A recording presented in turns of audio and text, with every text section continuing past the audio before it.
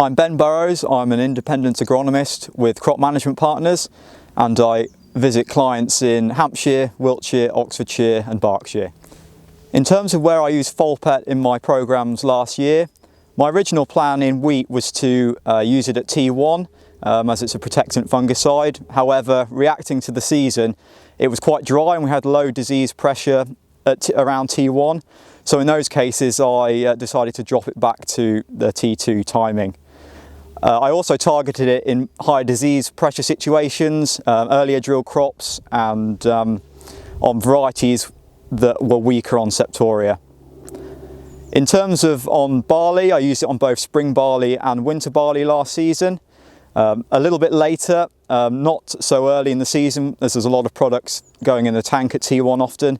So I targeted it more on the flag leaf and on the awns and on the ears later on, looking for rhynchosporium control, but also we picked up some ramularia. I feel that folpet did offer increased disease control on wheat last year. It's always quite difficult to assess on a field scale when you've got one component as part of a full programme, and that's where I look at independent trials data from the likes of NIAB and AICC and ADAS.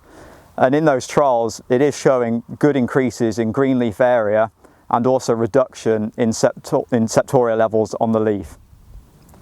On barley crops last year, I would say I saw good increases in disease control on both winter and spring barley. I have quite a lot of growers in this area who grow Maris Otter, which is an older malting variety, and unfortunately it is quite weak on disease, including on rhynchosporium. So folpet gave a good option for the control of rhyncho.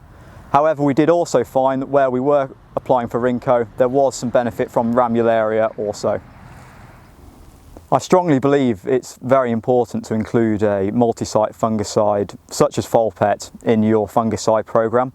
They are classed as having a low risk of resistance by frag, and so including a multi-site such as folpet in with other actives that have a single site mode of action should hopefully help to prolong their life going forward. We've recently had some really exciting, effective chemistry come through, and I think many would agree that it's important we keep that effective and working on farm for as long as we possibly can, and including a multi-site is a good way of doing that.